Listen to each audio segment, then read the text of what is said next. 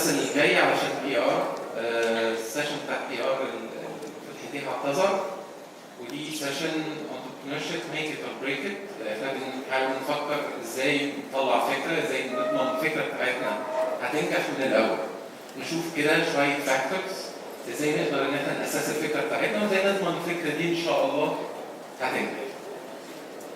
خلينا ندردش شويه كده الاول. انا سامر الصعب تحرير سكوير. مين يعرف حد سمع عن تحرير سكوير؟ جميل. طيب احنا انكيبيتور صغير، كل اللي بنعمله ان احنا بنحاول ان احنا نساعد الانتربرنورز ان هم ينجحوا من الكونسبت لغايه ما نسيبهم في ايد الفي سي، او ان هم خلاص سستينبل بزنس عارفين يصرفوا على نفسهم. وات ايفر بقى they need money, mentorship, place to work from، اي حاجه. احنا هنا علشان نساعد الانتربرنورز ان هم ينجحوا. طبعا we make money out of equity كل ده، بس our main target even if we don't invest احنا عايزين نساعد. لو انت عندك مشكله ممكن احنا نساعدك ومش هنكسب حاجه من وراك والهلب. فبليز فيل فري تو ريتش اوت لو انتم محتاجين اي مساعده. الويب سايت tahrir2.com. خلينا ندردش اكتر عن تحرير سكوير. احنا عملنا تحرير سكوير ليه؟ انا باشنت بقالي مده طويله قوي about incubators وانتربرنورشيب. قعدت فتره طويله في الموضوع دوت بتفرج عليه من بعيد لبعيد.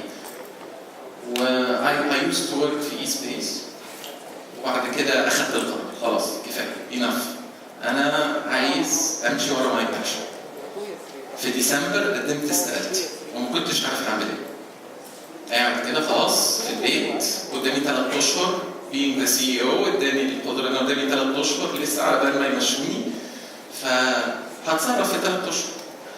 كلمت جودة ماي بارتنر قلت له انا باشن about doing this. لقيته بيقول ده بالظبط اللي انا نفسي اعمله، يلا بينا. جودة عايش في دبي، الكلام ده كان قبل 25 يناير. فكان المفروض في بيني وبينه كونفرنس كول سكايب بعد 25 يناير في الوقت اللي كانت الانترنت مقطوعه فيه. كان المفروض ان احنا نتفق على الديتيلز. حصلت الثوره قطع النت، فبعت له وقت الميتنج قلت له as you see we have a revolution and as you see they cut the internet، فخلينا نأجل الميتنج بتاعنا. وانا كنت خلاص يعني حاسس ان هو هيجي يقول لي طب خلينا نستنى شويه لغايه ما الدنيا تهدى وهشوف بقى هدور لي على شغلانه ولا هعمل ايه. لقيته بيكلمني بالتليفون بيقول لي فبقول له خلاص بص انا برفع عنك الحرج، انا عارف السيتويشن دي از نوت جود تايم تو انفست وان احنا نعمل حاجه من الحاجات دي. بيقول لي ليه؟ انا دلوقتي I'm more confident ان احنا لازم نعمل الموضوع ده. اللي عملوا الثوره دي يقدروا يكريت the next round of the revolution which is the economic revolution. We'll move forward and full speed. And we started. المغزى من الموضوع ده just do what you believe in. ما تقعدش تفكر كتير بليز. انا هقعد اصدعكم الاول about some things عايزين نتفق عليه الاول قبل ما نبتدي نفكر في الفكره. What is entrepreneurship؟ احنا كده we're starting. خلينا ahead عشان يبقى لينا وقت بعد كده لو في questions او حاجه. My mentor احمد الالفي علمني حاجه، قال لي الحيطه اللي قدامي دي مش ليا، للي جنبي. انا هعدي من الحيطه. الحيطه دي is not a challenge, it's an opportunity. اللي جنبي هم هيشوفوها تشالنج. انا هشوفها opportunity عشان اعدي وهم يقفوا and I seize the opportunity behind it. This is the mentality of the entrepreneur. لو دي المنتاليتي بتاعتك make sure انك انت ان شاء الله هتنجح. whatever هيقابلك في النص if this keeps on the mentality بتاعتك هتنجح. لمده طويله قوي كنا محطوطين في قوالب. امشي جنب الحيط ونخاف سلم. ان جالك الميري اتمرمغ في التراب. حاول تدور على شغلانه انت بتعمل ايه؟ حطونا في قوالب واحنا سمعنا كلامهم. حاولنا ان احنا نطلع بره شويه لكن كنا بنخاف. لغايه ما كسرنا الخوف ده اللي مسكنا سنين وسنين وسنين وعملنا حاجه جديده. an innovative thing. كل الناس وقفت مغلوطه. وابتدينا في حلم. بس انا متاكد ان الناس اللي ابتدت الموضوع ده هتقدر تكمله لغايه الاخر. بس اهم حاجه نكسر الخوف ده. ناس بيقولوا قالوا لي خلاص احنا مصدقينك، احنا هنكسر الخوف، بس قابلتنا مشاكل وما تقلقش احنا لقينا لها حلول. اول مشكله الاكسبيرينس. انا ما عنديش اكسبيرينس، انا عمري ما عملت شركه، انا ما اعرفش ازاي اعمل شركه. فانا قررت ان انا هروح اشتغل في شركه واتعلم ازاي تتعمل الشركه دي، وبعد كده اطلع وافتح شركه A1. كم واحد شايف الموضوع ده صح وبيفكر بالطريقه دي؟ تمام. statistics وشو سمعتوها في جوجل داي says انك انت لو عملت حاجه لمده 10,000 ساعه ورا بعض، يعني 4 ساعات يوميا ل8 سنين، 8 ساعات لمده 4 سنين، 12 ساعه لمده 3 سنين، هتبقى بيرفكت فيه. كل الناس اللي تفوقوا بيعملوا الحاجه ويقعدوا يتمرنوا عليها 10,000 ساعه. بس هو قال لك اعملها، ما قالش اتفرج. يعني انت لو قعدت تتفرج على حد 10,000 ساعه ما تتوقعش بعد ما تطلع انك انت هتعرف تعملها. انت هتقضي 10,000 ساعه تانيين بتعملهم، يبقى انت ضيعت 3 4 8 سنين من عمرك عشان تكررها تاني. experience does not come انك انت تتفرج على حد. يعني بالعقل كده انت رايح شركه هيمرنك 3 ل 6 اشهر وبعد كده هيطلب منك تكرر اللي انت بتعمله. هو عمل انفستمنت في الاول، بعد كده عايز ريتيرن اوف ذا انفستمنت. ما تتوقعش منه ان هو يعمل انفستمنت ويفضل يعلمك كل يوم في حياتك ويحطك في نيو اكسبيرينس كل يوم في حياتك، لانه كده هيخسر. لو انت في الشركه كده اعرف ان الشركه دي مش هتكبر، فانت عايز تفضل حياتك في الشركه دي. ولو انت مش في شركه كده اعرف انك انت بعد ال3 و6 اشهر دول هيحلبك، هيقعد يطلع منك شغل فلوس، والا في الاخر هو هيكسب منين؟ يا جماعه خلينا نشوف الناس دي عملت ايه ونقلدهم. الناس دي راحت اشتغلت في شركات واتمرنت علشان تعمل شركه، دول ما كانوش تعلموا. الناس دي كلها يعني معظمها ما بتعملش تعليم، حتى لاقي ريسيرش زي دراسه PhD. فبلاش الافكار التقليديه ان انا هروح اتعلم في شركه وبعد كده افتح شركتي ابتدي. تيجي تقول لي بص لا خلاص انا عارف العلم، هو انا هدرس ماستر PhD علشان بعد كده ابقى اكتر واحد يفهم في الموضوع ده وافتح شركه. كم واحد شايف ان this is كويس؟ كلكم شايفين it's not true. للي خايف او خايف ان هو يرفع ايده. الشركه بتعمل فكره صغيره بتتعلمها باحسن طريقه، مش محتاجه ماستر زي PhD. جو اونلاين الكتب قدامك تقدر تتعلم، مش محتاج تقعد سنين عشان تتعلم الحاجه في شهر. العلم بقى في ايدنا كلنا، ما بقاش حاجه سهله. وبعدين في اختراع اسمه تيم. هتقولي انا ما بعرفش اعمل بزنس، انا ما بعرفش اعمل، محتاج MBA. ماشي جميل، هات تيم يكملك. فلوس. انا هروح اشتغل في شركه عشان احوش فلوس وبعد كده اعرف افتح شركتي، او هبقى شغال في شركه عشان اعرف اصرف على شركتي. كم واحد بيفكر كده؟ لا انا عارف ان 3/4 اللي قاعدين هنا بيفكروا كده. فطبعا كده خلينا نشرح مع بعض. احنا ممكن نقسمهم مع بعض. خلينا نبص للموضوع. انا مش قادر اصدق الموضوع ده وخصوصا في مصر. احنا عندنا كلتشر دي في حاجات وحشه كتير وحاجات حلوه كتير قوي. ليه احنا ما بنصدقش في الحاجات الحلوه؟ احنا عندنا ايمان كامل. كل واحد لو سالته كده انت مش عارف ان لسه قايل لك كده؟ يقول لي الكلتشر بتاعتنا بتقول لنا خليها على الله. الارزاق بايد الله. مهما تجري يا بني الوحوش يا ابن ادم ورزقك مش راح تحوش. حد بينام من غير عشاء؟ بس للاسف احنا بنطبقها في حتت غريبه. تبقى انت مكسل او صنايعي قاعد على القهوه وتيجي تقول له شغلانه يقول لك لا مش جايبه همك يا سيدي، ما انت قاعد. لا يا سيدي، طب هتصرف منين؟ هو حد بينام من غير عشاء؟ قاعد النهارده مش عايز تروح الشغل. طب يا سيدي الشغل هيخلص يا سيدي، في حاجه بتقف، الارزاق بيد الله. تقعد تضايق الباص بتاعك وهيرفدك يعني يا سيدي. لا، الكونسبتس دي والكالتشر دي المفروض نستخدمها في حياتنا. نستخدمها ان احنا نشتغل، ابتدي ما تخافش. الارزاق بيد الله. انا سبت شغلي وانا متجوز وعندي طفلين. ديسمبر قدمت استقالتي وما كنتش عارف انا رايح فين. اخدت مرتب اقل لان انا رايح في الشركه بتاعتي، فانا بحاول ان انا اخليها تكبر فباخد مرتب اقل، بس في الاخر رزقي ما قلش. احتياجاتي الحمد لله. الواحد لو قعد يفكر في ان هو هيصرف ازاي، صدقوني مش هيوصل لحاجه. المشكله بقى ان الغرب اللي ما عندهمش الكالتشر دي بيعملوا كده.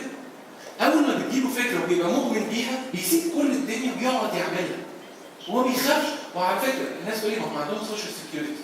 هو في انتربرنور احتاج السوشيال سيكيورتي بتاعته او ان هو يروح للبطاله وياخد منه فلوس؟ عمرك سمعت ان انتربرنور عمل كده؟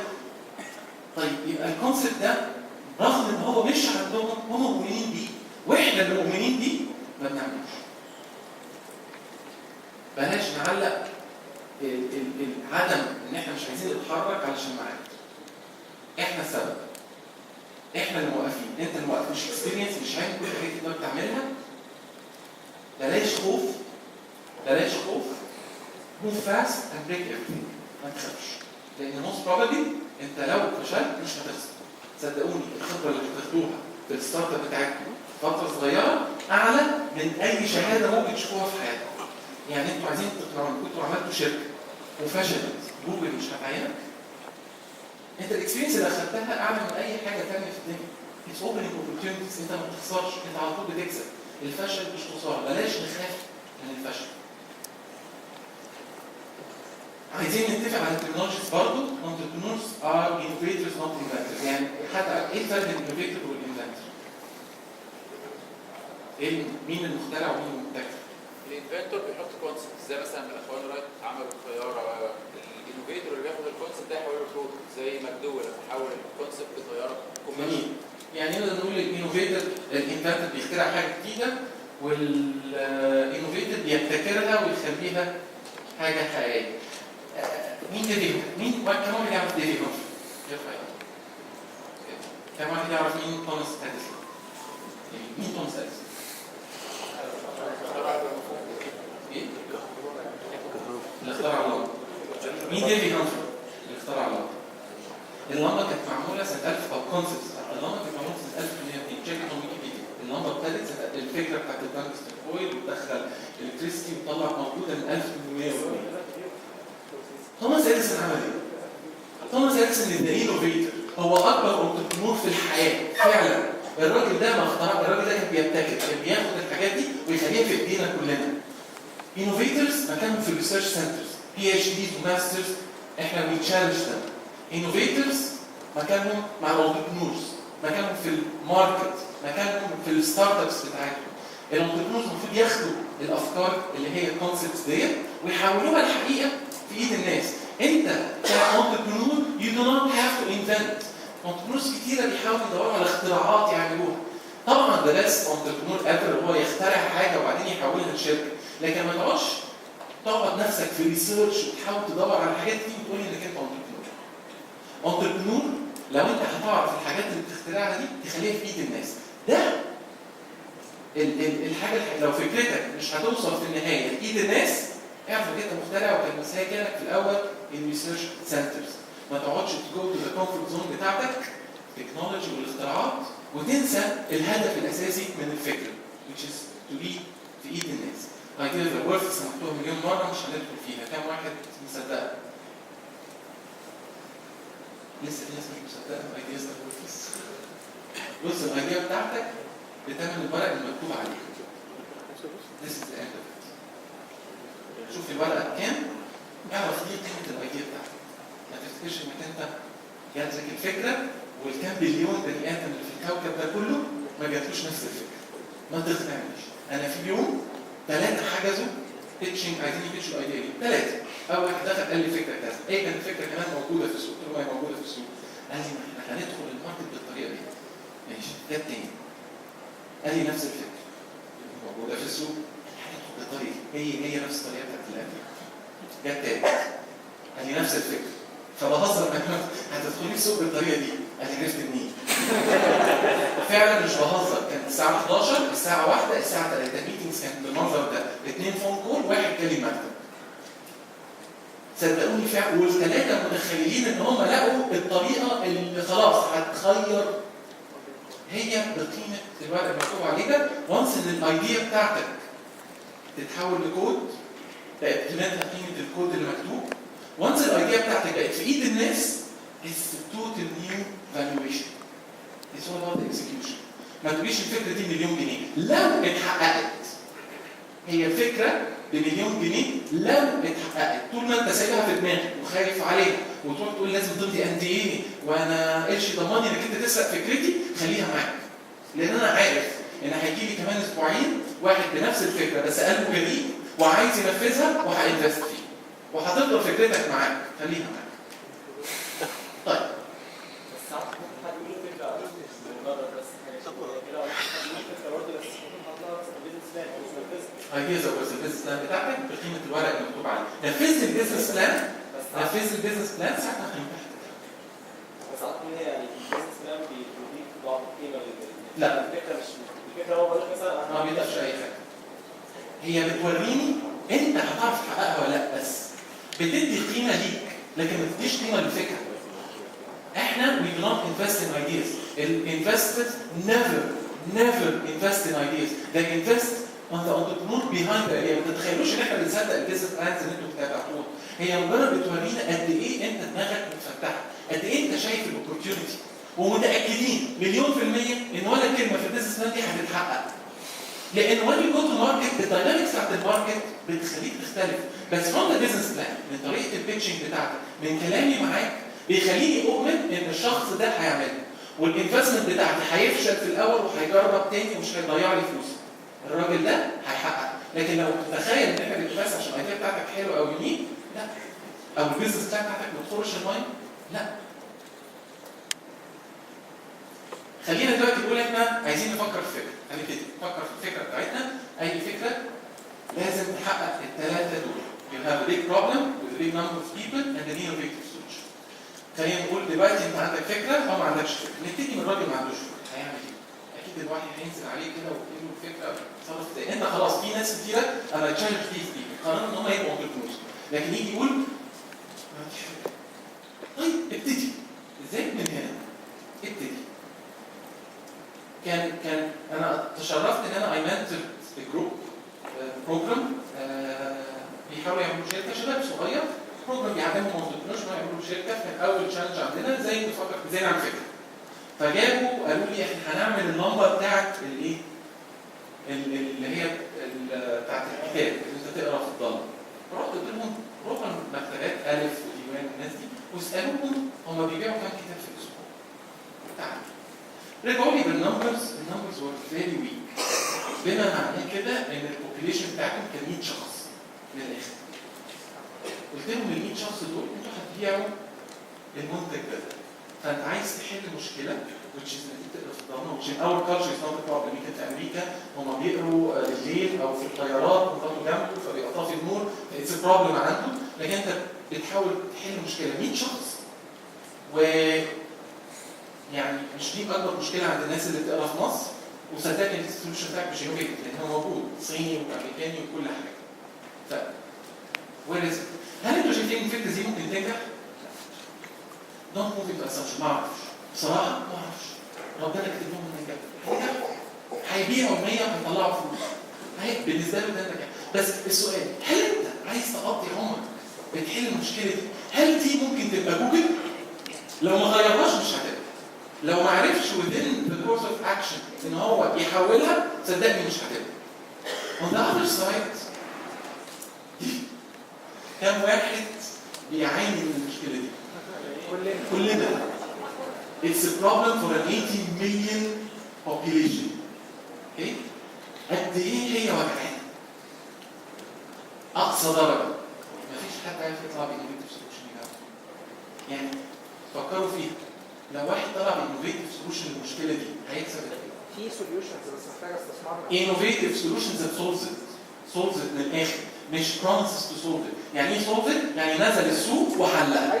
لكن افكار انا قصدي ممكن تاني اجهزه ورثلس ان هو يروح يجرب يخليه لي شارع واحد في مصر شغال حلو. مش عارف يريز 5 مليون 10 مليون دولار تاني يوم. هنشوف قدام ازاي انك انت وان تو بيكتشر وان تو دو ثينجز. بس اجان innovative solutions. فانت لو عايز تفكر في فكره بص حواليك.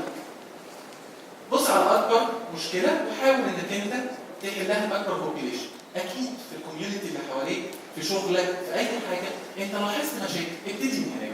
This is your idea. خلاص انت عندك ايديا، خلينا نشرح الموضوع ونشوف ازاي ان احنا ممكن ناخد الايديا دي ونبنش ماركت ونشوف هل دي ممكن تبقى حاجه كبيره ولا لا. هنبتدي تاني من المثلث. انت عندك الايديا بتاعتك and for the sake of ان احنا نشرحها هناخد كيس ستادي اللي هي الكاربولينج. كم واحد عارف ايه الكاربولينج؟ اللي ما يعرفش كاربولينج انت ماشي في الطريق رايح الشغل تبص حواليك تلاقي كل عربيه فيها واحد او اثنين. الفكره في ايه؟ الناس اللي ليهم نفس الراوت بتاعك من البيت للشغل يركبوا معاك. ويبدلوا العربيات، كل واحد يركب في عربيه الثاني، فبالتالي نقلل عدد العربيات اللي في الشوارع ونحل مشكله الترافيك. اتس ان ايديا. خلينا نشوف هل الايديا دي ممكن تطلع فلوس ولا لا. فاول حاجه اتس ا بيج بروبلم، لازم انك تفكر في البروبلم. كل ما البروبلم بينفل وشوفوا عايزوا تفكروا في، كل ما انت حاسس الاحساس ده بالنسبه للبروبلم اعرف ان الخطين كبيره. كل ما انت بتحل، كل ما الالم زياده قوي اعرف ان المشكله هتتحل. كاربولينج is it a painful problem؟ is it solving a painful problem؟ كم شايف it's solving a painful problem؟ traffic it's solving traffic. traffic is a painful problem. احنا مقتنعين خلاص يبقى carpooling solves the painful problem. big number of people. انا ممكن اجي اقول كم واحد بيجمع عملات؟ ايه؟ اكتر اوبريشن شفتها في ايفنت ما علينا. بس عامة لو بصيت كده ستيل سمول اوبريشن، نسبة قليلة. لو هتيجي تقول لي انا عايز اعمل ويب سايت علشان اخلي الناس بتوع عملات يشوفوا بعض ويعرفوا يشيروا عملات مع بعض. كم واحد ممكن يجي؟ هل انتوا شايفين الحاجة دي ممكن تنجح؟ I don't know. Don't make assumptions. تاني بس will it be the Google؟ لا. هتعمل فلوس؟ لو ربنا كريم ممكن تعمل. لو ما غيرتش الكونسيبت او غيرت الماركت او غيرت اي حاجه هتفضل بتعمل فلوس حلوه لو ربنا رايد. بس will it become another Google؟ لا. واحد تاني يجي يقول لي بص اليخوت. واحد عامل يخت مش عارف يركنه فين.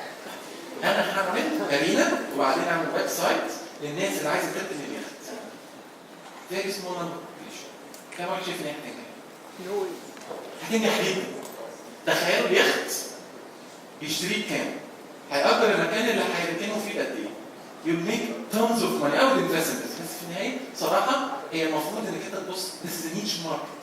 If you target a niche market حتى لو small amount بس ال purchasing power بتاعه عالي is a huge opportunity for عملية. بس بصراحة أنا مش عايزك تعمل كده. أنا شرير. أنا مش فكرة مش فكرة فلوس. أنا نفسي إن حد يطلع يحل مشكلة أكبر عدد من الناس. على قد ما this idea will get huge investments بس بصراحة أنا نفسي إن إحنا كمصريين نطلع نحل مشاكل العالم كلها والمشاكل الحقيقية مش اللوكجيريوس. بس believe me if this is your idea you'll make tons of money. niche market يعني عدد الناس لو قليل بس البرشيسنج باور بتاعهم عالي اعرف إنك أنت كملت المثلث بتاعك. كاربولينج البوبيليشن بتاعه عاملة قد إيه؟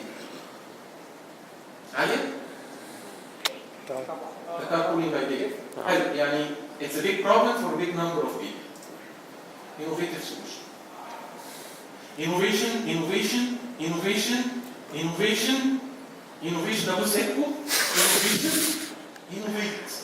Innovation doesn't come من the technologies.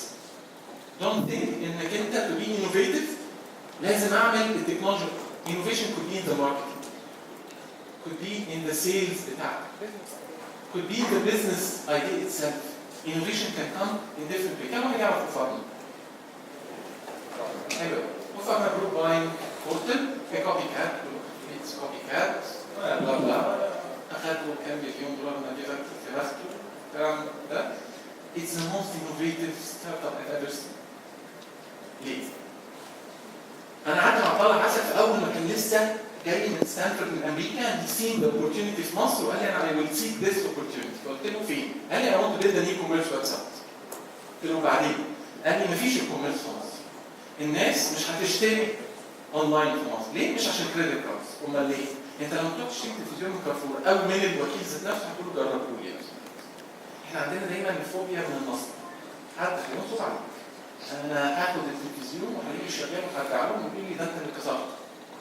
لازم اشوف. تقول لي ان انت تشتري اونلاين كمان مجاني ده انت فاتحها للنصب بحت. مستحيل تعمل الحركه دي. ولو خدت اديتني 10% ديسكاونت. طب what about giving me 70% discount? Will you take the risk? Yes. I will take the risk. 70 يعني حاجه ب 1000 جنيه هاخدها 300 جنيه I will go for it. هجرب هلاقي حاجه جت. الله دي شغاله. هجرب ايه؟ هلاقي حاجه جت. هجرب في سوق هلاقي نفسي حلو. هجرب في نفسك هلاقيها شغاله. هشوف امازون شوب اند شيب بتجيلي من امريكا I'll get addicted to online shopping. He's educating the market. هو شاف المنتاليتي المصريه and innovated in bringing a business model that matches. His target was creating an e-commerce. He was not targeting to create a copycat. عرفتوا كلكم بتقولوا انه he's copycatting. He was coming to educate this market. Is this innovative or not? It is innovative. Put it in one sense. نرجع بس للكاربولينج. Is this an innovative solution؟ بغض النظر كوبي كات او لا. تاني كايديا حتى لو طبقت فنيه. Is it an innovative solution? It is an innovative. So it's a big problem for a big number of people with an innovative solution. حلو. كاربولينج شغال حلو اهي. Put it in one sentence. Please. One sentence. انا عايز اعمل بلاتفورم للفريم ورك هعمل انتجريشن مع المالتيبل كومبوننتس علشان يجيب من ايه فين ما بتنفعش. لما تروح لواحد وتسالك بتعمل ايه؟ انا سوفت وير ديفلوبر بقى مهندس كمبيوتر انا مش مهندس انا عندي اللابتوب بتاعي بايظ ينفع تصلحه لي؟ انت عملت ايه كده في واحد صدقني مش غلطتك انت ما عرفتش تشرح له انت بتعمل ايه. وما تتوقعش انك انت لما ما تعرفش تشرح للي قدامك with your client انت بتعمل ايه؟ ان هو هيشتري منك. لو وقفت قدام your client وما عرفتش تقولها له in one simple sentence من غير كومبوننتس كتير عشان تخلوها حاجه سكسي وكبيره وتاتراكت، بالعكس كل ما تحط كلام كتير كل ده معناه ان الفاليو الحقيقيه بتاعت فكرتك مش قويه. if in one sentence قلتها للكلاينت بتاعك ولقيت الكلاينت بتاعك interested اعرف انك انت صح.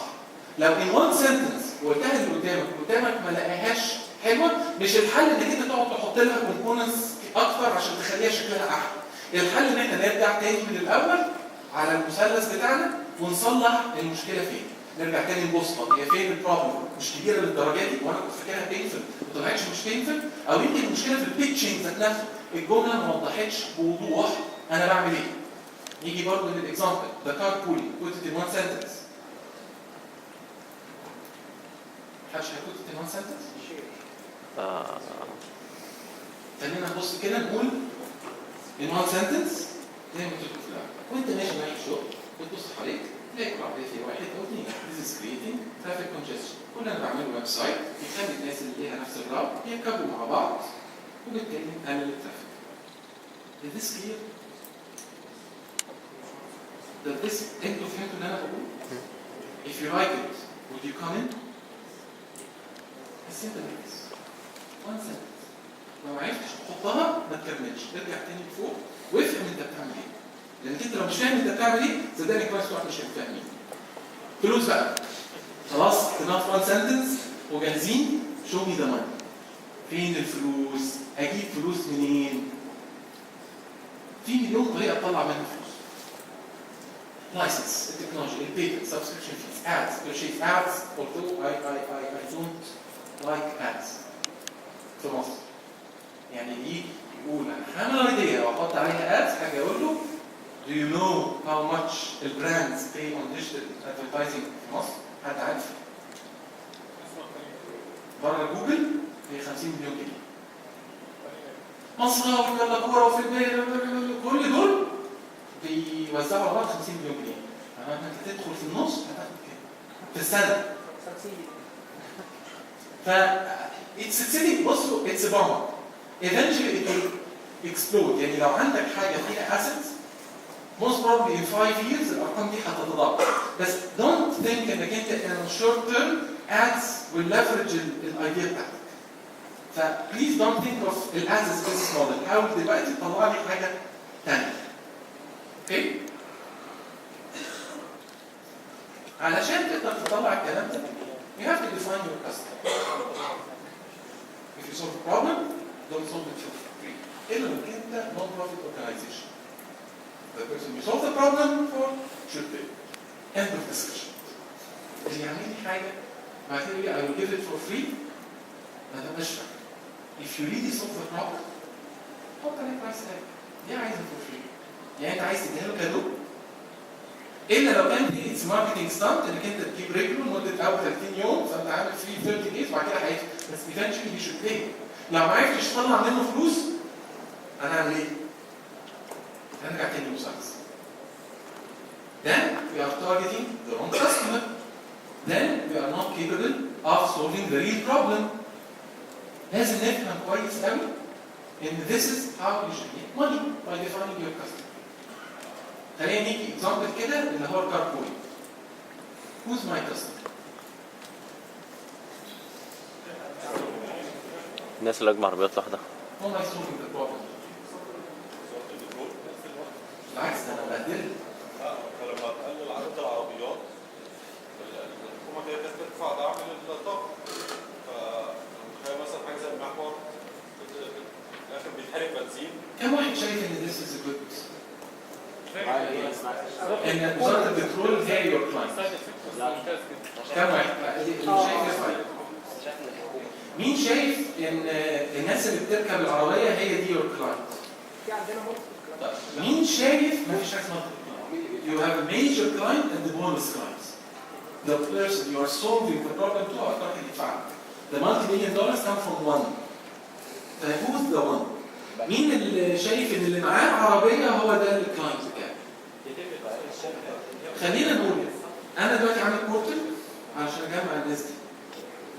فلان اتعرف على علان، اخدت السبسكريبشن فيه اول مره، تاني مره هاخدها ازاي؟ صح.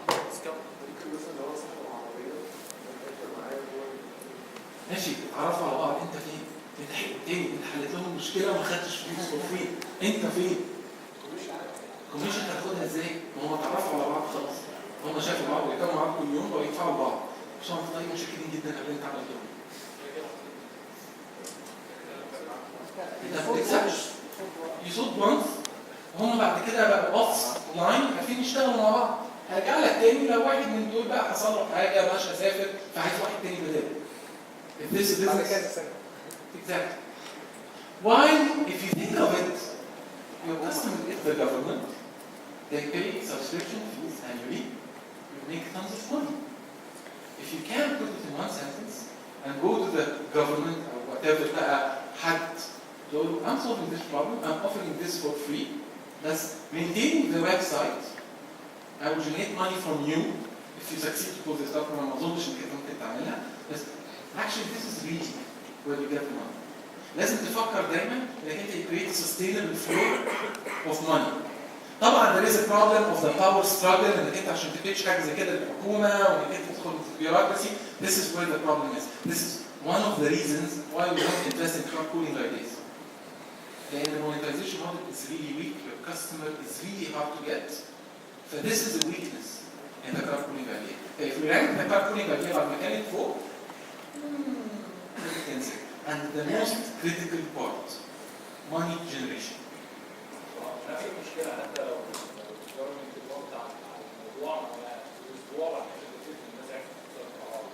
No, they would. Then maintaining the website, creating whatever, blah, blah, blah. And again, it's a problem. This is بالنهاية why carpooling is not an investable idea yet until somebody comes and figure out an innovative way of generating money. So you have to bring value in your idea.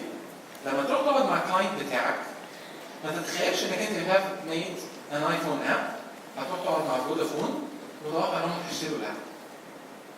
Okay?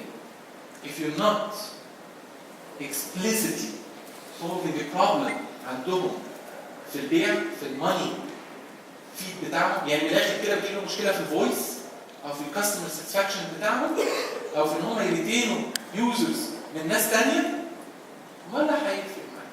ممكن يعملوا معاك البروجكت تيجي بعد الشيء حاضر مش عارف ايه نعمل البروجكت اصل فلان اتشغل في مش عارف اصل فلان اتشغل في. Don't think of the value اللي هي to augment the business. Find the value اللي هي في قلب البيزنس. ولما تروح تقعد كده من الاخر مع الكلاينت بتاعك لو ما قلتلهوش ازاي he will cut costs او generate more revenue from your idea, don't bother. هيقعد معاك يقول لك واو فكره وهميه I like it. تعالى لي بكره هندي مع بعض ومش عارف ايه ويوديك ويجيبك وتروح وتقوم فاكره طب اروح كمان موبينين تقول له موبينين واو كمان ده جدا هندي معاك بكره شيك 100,000 جنيه ان شاء الله تعالى لي بكره هتروح له بكره وهتصدقه. You know it's exciting. Yeah, it's a sexy idea, it's a nice idea. لكن when he goes to his office and see the pile of the problems اللي عنده وما يلاقيش انك انت بتحلها له هيتلخم في البايل of the problems. لكن لو راح للاوفيس بتاعه ولقى ان المشكله البيتش اللي انت قلتها له دي هتخلي these problems تختفي هيجري وراك. Always find the value. Where is the money? Barrier to entry. مش ليك للكومبيتيتور. اول حاجه احنا بنسالها برضه للانتربرنور. جميل، فكرتك حلوه جدا، انت عندك هاي فاليو وعندك بيج بول اوف ماركت، ايه اللي يضمن لي ان واحد يجي ويقلدك ويعملها؟ ايه اللي كده؟ يا فرحتي وعايزنا ننفست. طب ما ننفست احسن في اللي بعدك. exactly. في مليون طريقه ممكن ان احنا نعمل فيها ايه؟ اكبر واحده ايه؟ first to market. first of the market takes 80% of the market. بس first to market مش كده تنزل product، انت بتبتدي attain users. لو انت تقدر تكون في الماركت بسرعه وتاتين يوزرز باسرع ما يمكن، خلاص انت عملت the biggest barrier to entry ever. اوكي؟ تكنولوجي، انك انت بتعمل حاجه تكنولوجي مختلفه، تعرف انك انت تعمل اتنشن، انك انت تريتين يعني تكنولوجي تسويق تاخد 6 اشهر ديفلوبمنت، فوقف يجي بعدك محتاج يعمل 6 اشهر دول، فانت هتكون طلعت حاجه ثانيه بس مش فيتشرز. يعني مفيش ويب سايت از تكنولوجي، لا انا بتكلم تكنولوجي، عملت ايه؟ بريك ثرو ان ذا واي، مثلا بترانسليت فويس تو فويس، بتعمل حاجه that really took time and would take time from anybody else who didn't start yet. لوكال ماركت يا جماعه، انتوا في ماركت يعتبر من اكبر الماركت، ايه اكبر ماركت ان ذا ريجن. استغلوا الفرصه. وبعدين اللي بيعمل حاجه هنا مثال قوي يعملها في السعوديه، the biggest market ever. You have an advantage you're not using. عمالين تفكروا جلوبال وازاي نعمل حاجه جلوبال. جميل. جلوبال is local one local market at a time. يعني ايه الكلام ده؟ يعني الامريكان عمرهم ما بيصرفوا من اول يوم اوروبا. They do it in the US and actually they do it in ولايات في اليو اس. And when they build the process، خلاص البروسيس بقت واضحه، عارفين ازاي يطلعوا فلوس، they replicate it in different countries. عمرهم ما بيقولوا هنعمل حاجه unless you're making a right from app it doesn't make sense. Going global يعني it's a joke. You have to think of a local market تمسكه دومينيته زي فيسبوك، جوجل، مايكروسوفت، كل الناس بيعملوا كده. هو من اول يوم بقى في العالم كله open it for the world. مش بقول لك انت تكلوز، open it for the world. اللي عايز يجي من امريكا يساين اب ليه؟ اهلا وسهلا بيه. بس you are focusing on a certain market.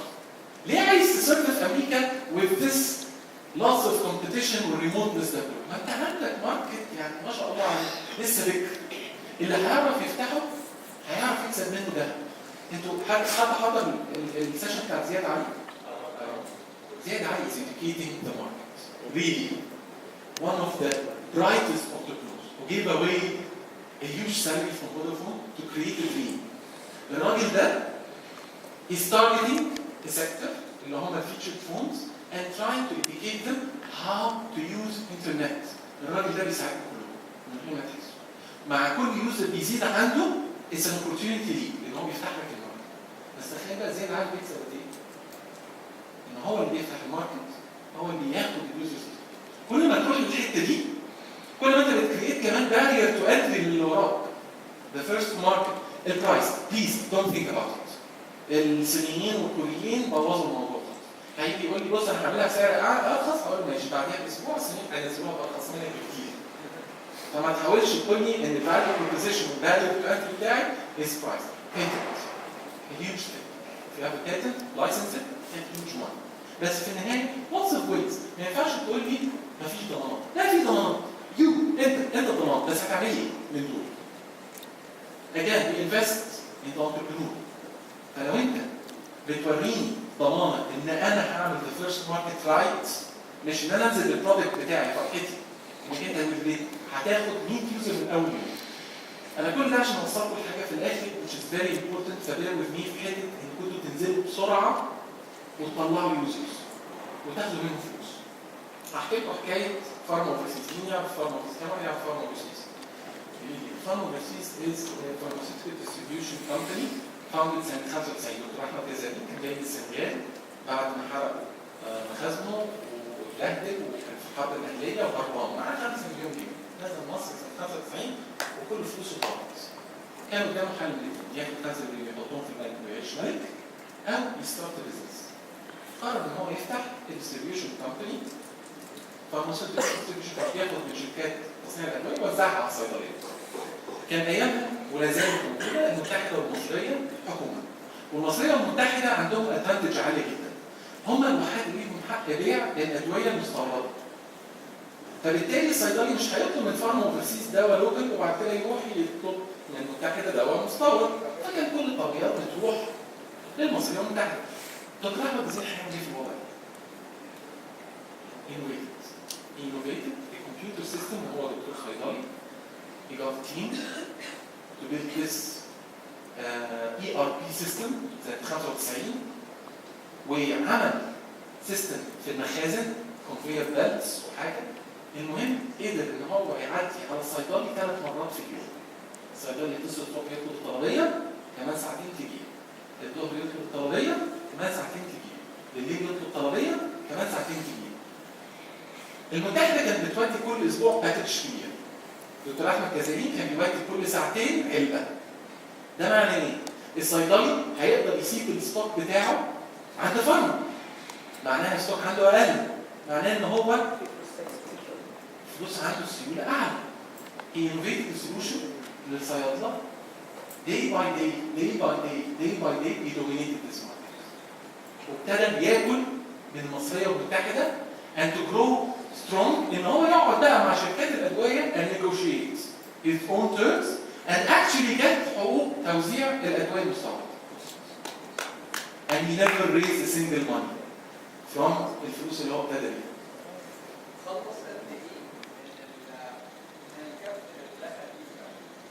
بال5 مليون ما عملش اي حاجه غيره.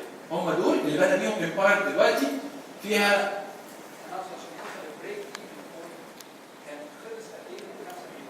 He never خلص. Actually he always had surplus from day one. He was profitable. He grew his business model. تراح كتير كان بينزل بالعربيه هو نفسه يسوقها. هو جاب بقى علشان هو كان غني في السنغال لما نزل هنا جاب 1,000,000 سواق وكان بينزل بالعربيه ذات نفسه. هو اللي كان بيسوق العربيه ويوزع على السيارات. انت متخيل؟ He was very wise. كوست. فهو هيقط من ال5 مليون فضل كده لغايه ما كريت البيزنس موديل واضح. انت بتاخد الدواء من الشركه وتبيعها. very clear business model. هتكسب من اول يوم. هي فكره تو بالانس. ازاي هكمبيت وانا عندي كورس باليونيفرستي عشان اوصل ل 9 ده بياخد من المارجن بتاعي ان انا ما اقدرش اوصل مع شركه. كومبيت انا بقول لك ستوري حصلت. انا عارف صح كان في عنده نسبه من راس المال بتاعه حد هيقدر يبقى قابض. ما اكيد ما معاه 5 مليون. هي انفست ال5 مليون دي.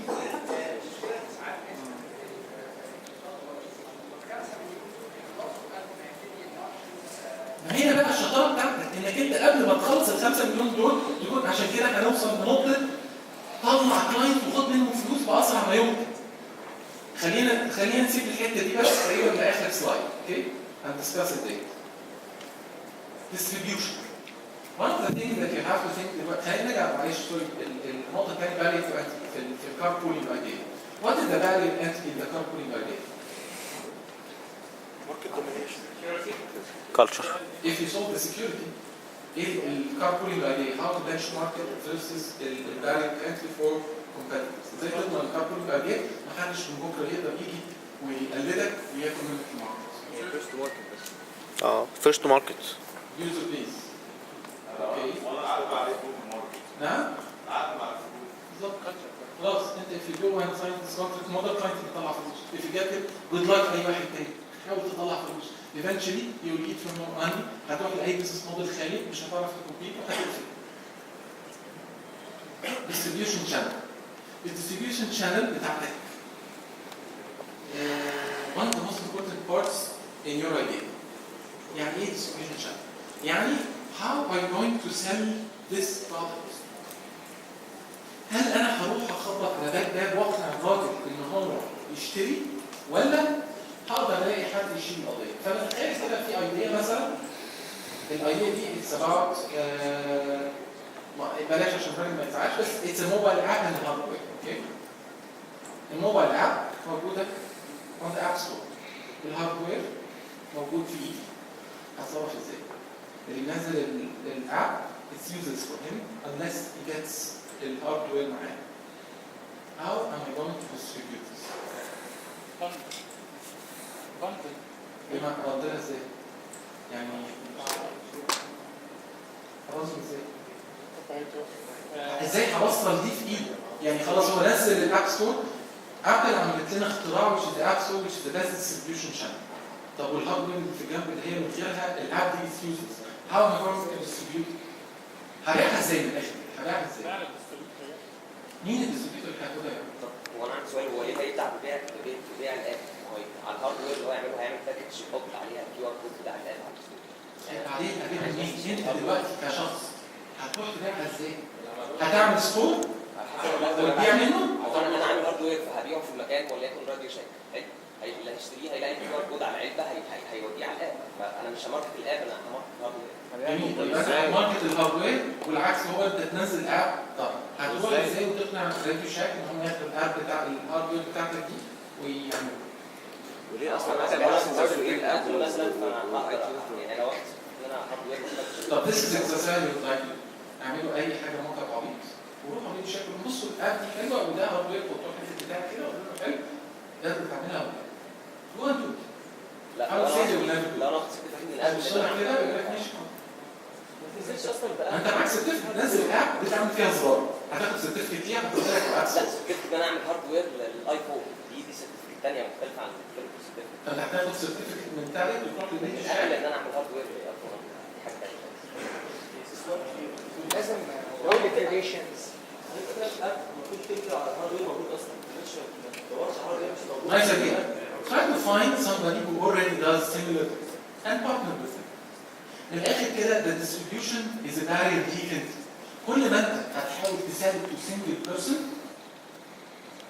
كل ما انت هتلاقي نفسك الديستريبيوشن ياخد منك فلوس. وانك انت كل ما تزود السيلز بتاعتك معناها انك انت بتريكروت اكتر. كل ما بتريكروت اكتر كل ما في كوست اكتر. كل ما في كوست اكتر هتطلب من الناس فلوس اكتر. كل ما تطلب من الناس فلوس اكتر كل ما انت هتبقى صعب انك انت تاخد منه الفلوس اللي اكتر. Be wise in doing this. حاول تدور ازاي انك انت تفايند distribution channel where you sell it once وخلاص. The best thing is to put some subscription. This is a good distribution channel. بس لو فيها hardware, try to find partners. As a startup, don't try to do everything on your own. Try to find partners. وارجع تاني اقول لك لو البارتنر مش لاقي فاليو ان هو يريسند الهاردوير او الانوفيشن بتاعتك هنعمل ايه؟ هنرجع تاني للمثلث ونحاول نشوف فين البروبلم. It's very important ان هي تمشي smooth. If you're creating a value هتلاقي كله عايز ينط وياخد piece of the pie. انك انت مش عامل فاليو حقيقيه هتلاقي دايما you're struggling انك انت تقنع كل بلاير ان هو يدخل معاك في الحكايه. ارجع اقول الكار بولينج وات از الديستريبيوشن شانل؟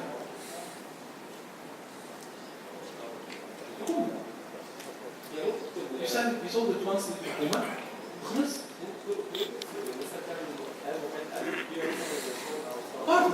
partners. Try to find partners.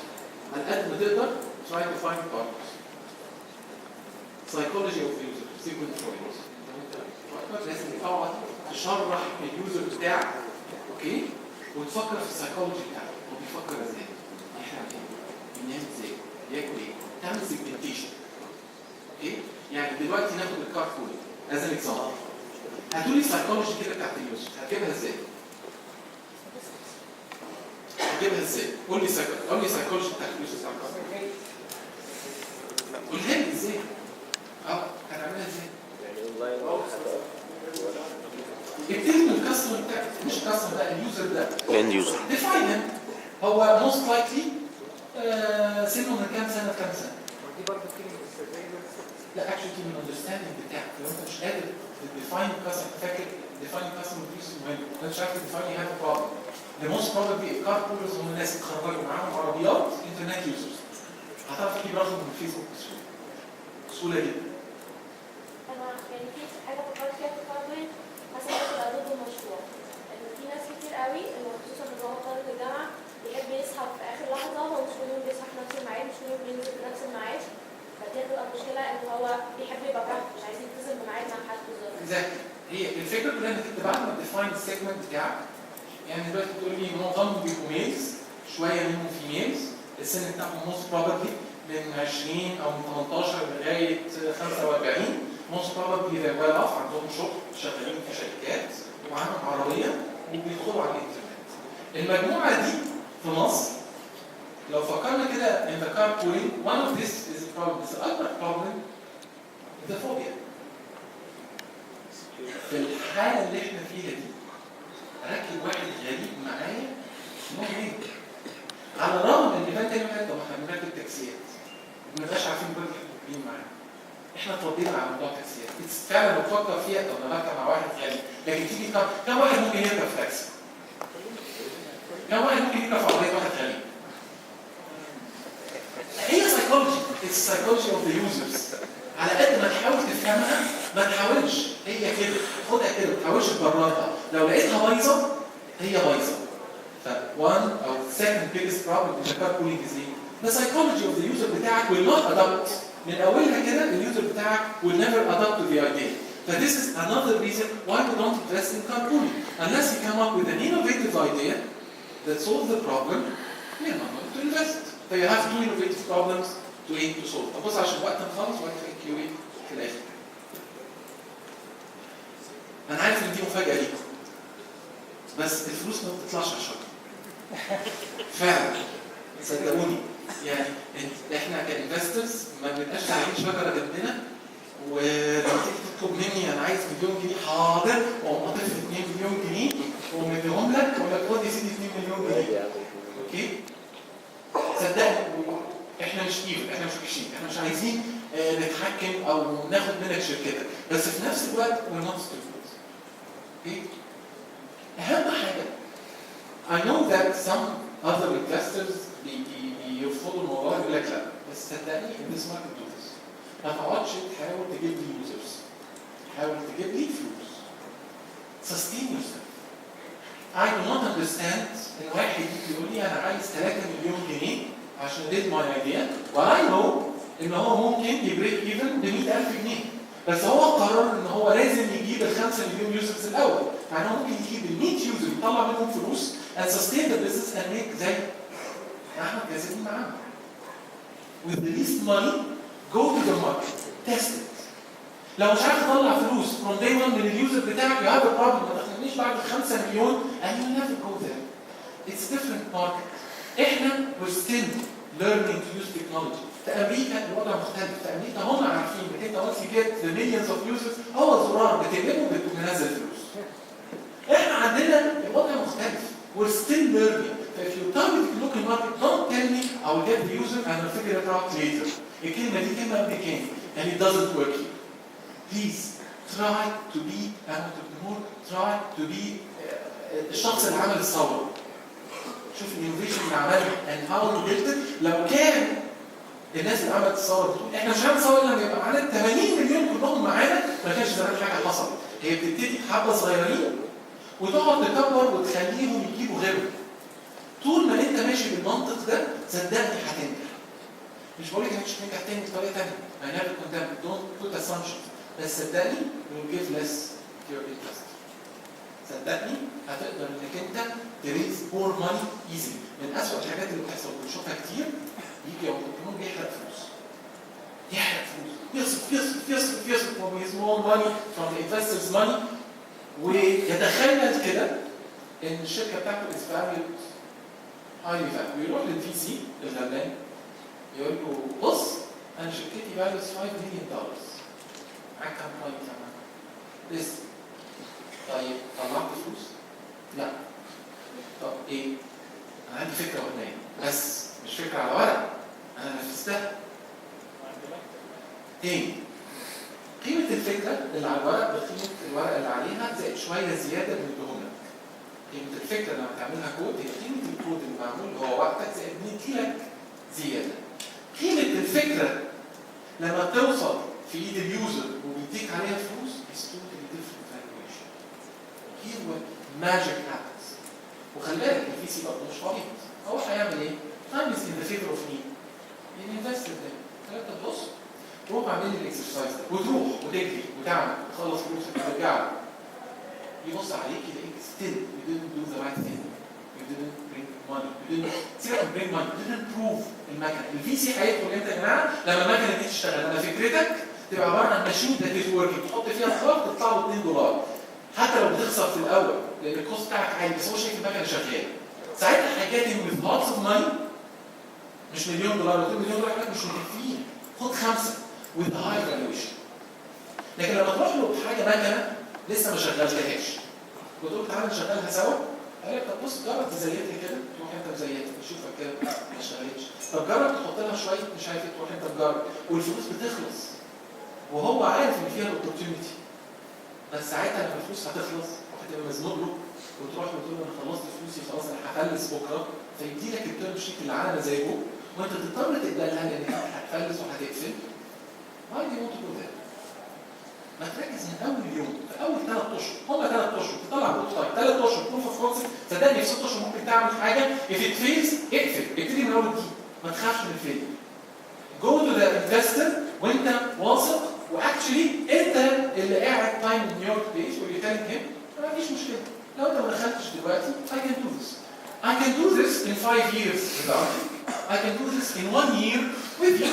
فلوسك هتفرق معايا في التسريع، لكن لو ما دخلتش انا مش خسران. كل يوم الفالويشن بتاعي بيزيد بعدد اليوزرز الزياده، هتلاقي هو اللي بيجري وراك، مش انت اللي بتقعد تحاول تتردد معاك وهو يقطعك والكلام ده، هتلاقي هو اللي هينزل يلحقك وتنزل الاوبورتيونتي وخايفك تروح لاي واحد تاني. ثينك ان احنا كده اولموست ذير، ولا ده ما كانش بجرس الساعه ورا حاجه. اوكي this is what we call the lean startup canvas. دوروا عليها من الاخر. كل اللي انا شرحته لكم ده it's a way to explain this. when you build your idea املوا ده. لو مش هتعرف تملى ده فيها حته ناقصه، اعرف انك انت still need to go on and think more about your idea to make sure that your idea can make it or break it. طلب بسيط. lean startup canvas. lean startup canvas. طلب بسيط. لو انا علمتكم اي حاجه، لو انا غيرت طريقه تفكيرك ولو حتى قد كده، لو انا خليت البرسبشن بتاعك يختلف ولو حاجه قد كده، عايزك لو انا ساعدتك باي طريقه، عايزك تروح تساعد 5 تانيين. اوكي؟ تغير البرسبشن بتاع 5 تانيين غيرك. تتوصل اللي انا بقوله ده ل5 تانيين غيرك. اللي انا قلته لك ده ما جاش مني. كان في ناس تانية، انا تفتكروا كده جيت اول ما قلت جوده الفي زياد علي، الناس دي علمتني انا كتير. من غير ما حد يعلم حد، من غير مخاطر. اول ايكونومي واحنا والنيفل بول. دونت بي افريد. لو حد ساعدك اعملها دين عليك انك تساعد على الاقل 5 تانيين.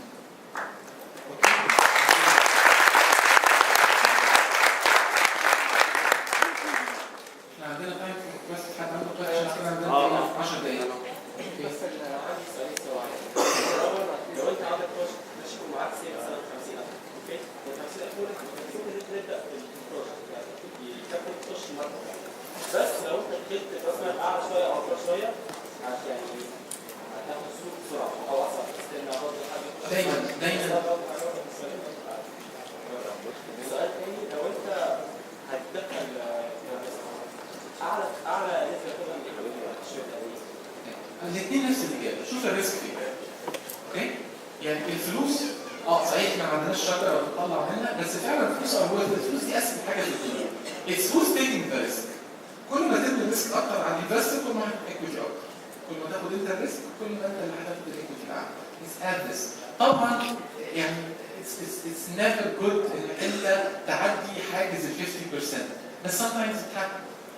ليه؟ لأن هو قرر إن هو يدي لك المرتب ويفند يو لما لا نهاية ويعمل كذا، فقال لك هتاخد 60%. It's negotiation. You can never block it. بس افهم لو اللي قدامك عايز ياخد ايكويتي أعلى، معناها إن هو شايف إن هو بياخد ريسك أعلى. حاول بقى تاخد الريسك ناحيتك. كل ما أنت تحاول تاخد الريسك ناحيتك، كل ما الايكويتي بتروح للريسك. مش معنى كده again ideas are worthless but we're investing with them. Most likely this idea will fail. احنا في مره ادينا يعني دي ده جوه، بس ادينا الراجل طلب 600,000 ده ياخد نص او ياخد مليون. اوكي؟ بس الفكره كلها ان احنا بنقول له احنا we don't like the idea احنا عارفين ان النص مليون الاولانيه هتضيعها، بس النص مليون الثانيه هتكون اتعلمت وعملت حاجه. وي انفست اللي ورا الايديا. ف اتس اول اباوت ذا ريسك اند هوز بلاينج ذا جيم. دلوقتي كل الناس بتقول يا جماعه لازم تبداوا، لازم تخشوا الماركت بسرعه، بس في رول ثانيه بتقول ان لو الكاستمر، لو انت عامل اونلاين بزنس والكاستمر جالك اول مره ما لقاش اللي هو عايزه عندك، مش هيجي لك تاني. يعني انا عامل مثلا اونلاين بزنس ببيع برودكت معين بس ما كنتش بالقوه الكافيه او بالكفاءه الكافيه، هو هيجي لي مره انا عرفت ان الويب سايت كذا مش حلو وما عايز كنتش وقت انا قد عايزه. ايه؟ عايز وقت قد ايه؟ عشان ايه؟ علشان تبقى مستريح وانت بتكلم الكاستمر بتاعك. يعني مش عارف هيتبانس يعني. انا بقول لك 6 اشهر and you have it all up and running and well figured. لو اخذ وقت منك انك تعمل اختراع you're making the next Facebook. If you're not making the next Facebook, don't make it more than 6 months.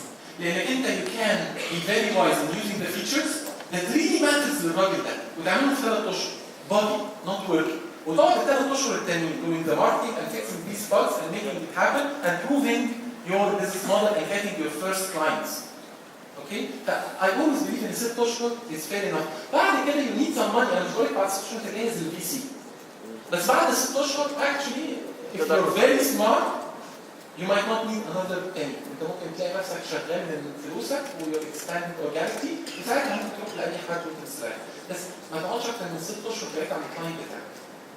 اكتر اكتر من 4 اشهر. يعني 4 اشهر انزل واقعد معاه 3 اشهر التانيين بتتناقشوا to validate the idea. didn't work, shut it down, fail fast, start another one. مش تقعد تعيط وتقول لا خلاص انا فشلت وهرجع تاني الشغل. لا. It's not about this. It's about reiteration. هي نفس الفكره هتبتديها من اول جديد بس هترجع تاني للدياجرام تقعد تدرسه صح وتعملها تاني صح. دلوقتي احنا قلنا ان في ممكن يعمل ماركت ستاند عشان يجيب ريجل يوزر، ممكن تقعد مثلا 1 مانث ياخد السيرفيس دي فري. لو احنا عشان فعلا نجيب ريجل يوزر ونقدر ناخد منه ماني بعد كده ويبقى كاستمر دائم هنحتاج فتره اطول. هل تطول الطول ده غلط فيلير ولا؟ لا ديبيندز بس انا كده ينفع في الاخر. مش اول ما تحط البرايس ماني في سنه مثلا. whatever انا ما اعرفش البيزنس موديل ايه بس احتمال. اهم حاجه لما تقارن انك انت تولع الفلوس عليه ما تقولش خرا. لان ده معناها انك انت بتضحك على نفسك كل فتره دي. عشان كده قلل. يعني قد ما تقدر قلل عشان لما تولع الفلوس this is the real test. في ايديا فاليبل ولا لا. لو ولعت الفلوس تقول هات بقى فلوس يا بابا قال لك لا مش مستاهله. تعرف ان هو كان بس بيلعب معاك. It's not building a business.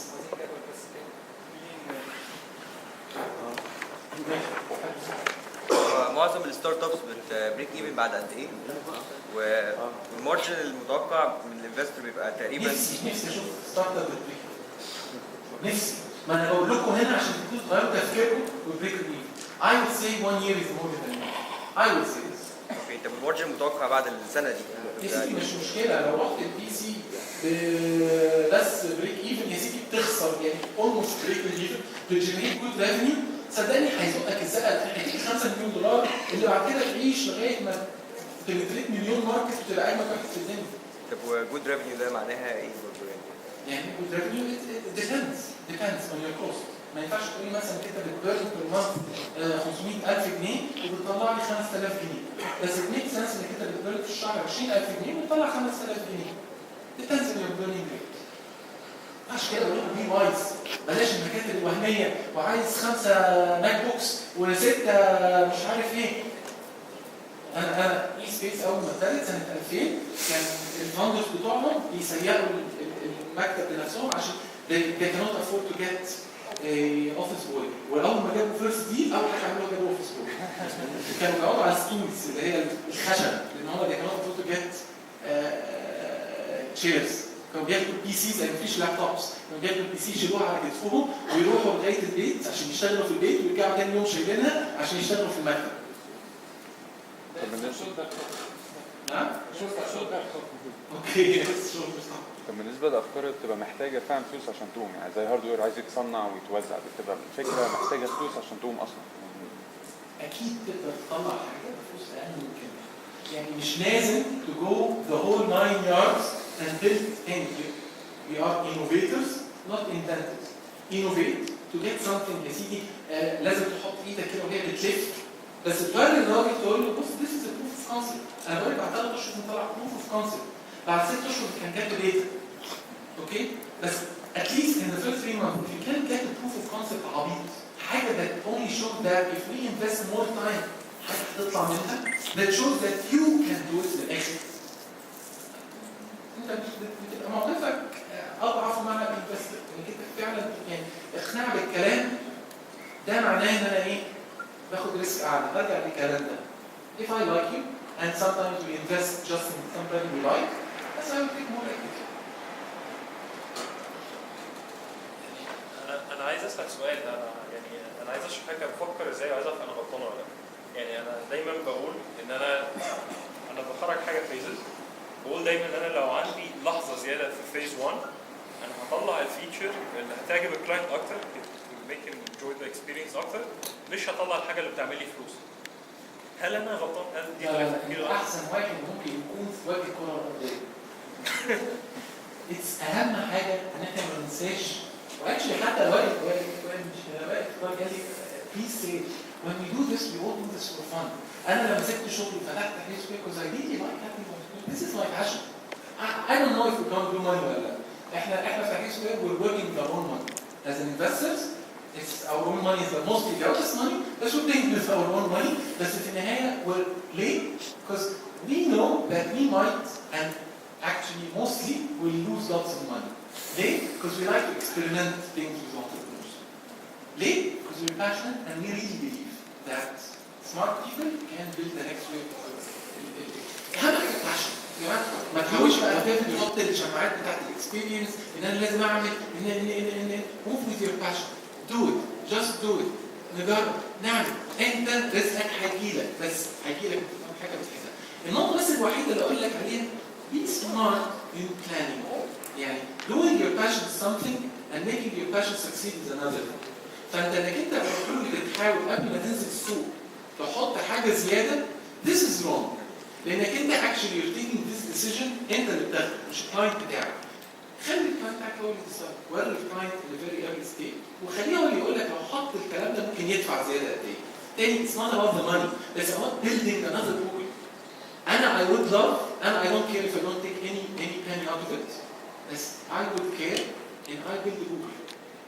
فانت عشان تبيلد جوجل you have to build the value. وعشان تبيلد value you have to take it from your customer مش منك. Every minute you spend it away from your customer you're taking the wrong decision. انزل السوق بسرعه عشان تعرف تاكل. And every minute that you spend it away from your startup انت عمال تفيد الشخص اللي انت شغاله وبتخسر الستارت اب بتاعتك. Any other questions?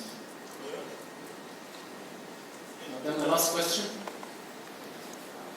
انا بس كنت عايز اعرف بين الهدف والمنشأ تاريخ جوجل. يعني اتفرجت على documentaries عن survey regularity وعرفت ان هم اشتغلوا فتره طويله جدا من غير ما يبقى ليهم focus على revenue and they were just building a database and it took them some time, about a year and a half, to figure out how to make money off search. And other people struggling with it, like Lycos and Yahoo. So can you make just a comparison about what you were saying and how Google approached it? Again, Google, when they started everything, they started out of a check of $100,000. Right. And then they went to resell it. If you can't do something with $100,000 and then sell it to Yahoo or try to sell it to Microsoft, then actually you have something. Then actually it might have taken longer. But again, يعني كم واحد نجح بنفس طريقة جوجل أيام جوجل مش دلوقتي لأن عندهم الإيكو سيستمز توتالي ديفرنت. الايكو سيستم بتاعهم حصل له ماتيوريتي. بس حاجه اقول لك ان these guys saw an opportunity. اوكي؟ هم شايفين ان هم يقدروا يعملوا حاجه في السيرش and they can build verticals على السيرش. Sometimes entrepreneurs are mad. ومهما الانفستر قال لهم they move after their passion and what they believe in. And actually investors love this type more. اللي هو يقول لا انت غلطان. انا هعملها هقعدك وهعملها عنك ويروح للتاني ويروح للجراج ويقعد يعملها برضه. مش الانفستر يجيله بعد سنه يلاقيه برضه هعملها. طب انت ما عملتش حاجه السنه اللي فاتت؟ لا دول سابوا البي وراحوا قعدوا وحاولوا وجابوا فلوس من هنا وجابوا فلوس من هنا وقاعدين هما الاثنين ما بياكلوش ما بيشربوش ما بيعملوش اي حاجه. This is what really means. If you really believe this is the way, do it. بس اهم حاجه ما تقعدش مستني الفلوس. If you don't agree with the investor يقول لك انزل تجيب الفلوس بسرعه, do it the other way. Every people الناس اللي هم نجحوا دول هم اللي عملوها مختلفه مش بالطريقه التقليديه. احنا نجحنا في الثوره لما عملناها بالطريقه المختلفه اللي لغايه دلوقتي الناس كتير قاعده مش فاهمه. انا مش فاهم، انا كنت بقول لهم يا جماعه ما انتوا حاطين على الفيسبوك يعني خلاص انا ده حكيتكم انتوا بتهزروا هنعمل كذا وهنسوي كل حاجه وبتتناقشوا على الفيسبوك وكل واحد بيقول احنا هنعمل كذا، ما هم شايفينكم. It was innovative، ما حدش صدق فيها كل العوامل فعلا for the success. If you can do this for a startup بقى يعني احنا ابتدينا نوقع نظام ونهده، ما نقدرش نبني ستارت اب. هي الفكره don't wait. If you think I'm wrong, prove me wrong. I think in maybe in this market it will be better انك انت to make sure that you get money. بس if you see another opportunity ان في vectors كتيره جدا وعوامل كتيره جدا ممكن تبقى انت شايفها ان breakthrough opportunity that can change the world بس it needs more investment، انا مش مصدق هتعملها انت برضه. Go and do it. سوري معلش الوقت 10:30 شاكر جدا على